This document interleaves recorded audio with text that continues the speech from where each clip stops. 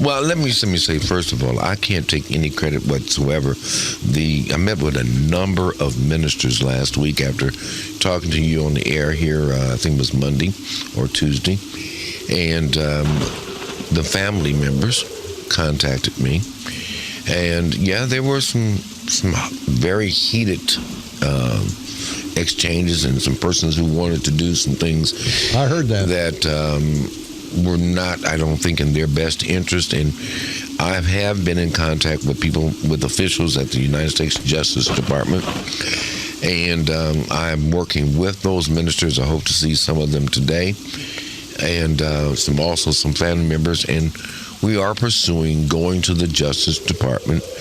I think it's the proper way to go about this, to ask for a complete review of everything by the United States Department of Justice, particularly the Civil Rights Division. I think if they give the attention to this young man's case as they did to that Michael Brown case, I think that there ought to be some very nervous people yes, sir. in St. Clair County Courthouse, because this is egregious, and I think it's very serious. For me personally, the compassion that I've seen in the family, I can't imagine. I deal with people who grieve every day, but I can't imagine a judge being so callous as to send his bailiff out to threaten to put people in jail who've lost their father, their son, their brother, because they were crying and upset because the person that took the life only got a year sentence. Yeah. And how cold of a judge can you be? You don't say, I'm sorry for your loss. You simply threaten the mother, grandmother, and children of the deceased with going to jail because they're exercising their First Amendment right in a courthouse. Yeah, let me remind you, they didn't disrupt the court proceedings. This was out in the hallway after the decision was. And he sends the bailiff out. Yeah. He doesn't go out himself. What a no-good jerk-off. You're a no-good jerk-off, Jan Fish. You judge, you no-good son of a bitch. Go ahead, Carl. I'm pissed. Yeah, I understand. That's cold. That's callous. Yeah. But that's the corruption, Mayor, that goes on, and it's got to stop. And, if you hadn't got involved, Mayor, and I didn't want to see it, but I can't guarantee you, but I've told these young people below the hill, you know what they said? Hey, this is like Ferguson. We're not going to take it. You got involved, and now it's stopped, but let's keep it going on the legitimate end. Let's keep it going on the civil end. Nonviolence, of course, but don't let this stop. Don't let this stop.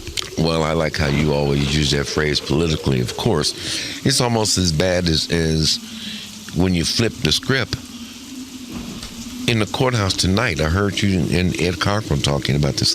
Where else but St. Clair County could you pay a guy $120,000 to run an operation that's $15 million in the hole consistently every year? Right. Give him a $20,000 bonus.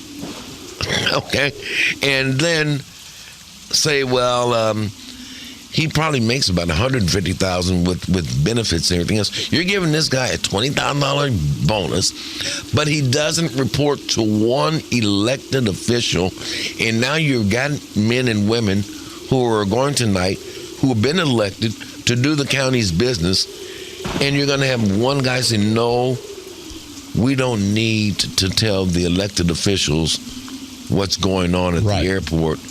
I got a friend of mine who's a businessman from Sauget. We're going to let him handle it all, and we'll tell you what we want to tell you. And by the way, we're going to need another $15 million out of the county funds to help prop up this airport again. I told you last week I drove to the airport. Right. I went into the airport. I saw over 100 cars in the parking lot. I never saw one single living soul. I didn't see a dog, a cat, a mouse, a rat. Yeah, well, no politicians were around. No rats. That's my whole thing. Okay. Nobody was there. But there was over 100 cars in the parking lot. And I'm going, now they want to spend another $500,000 to build another 200 parking spaces. And I'm going, this is absolutely ludicrous.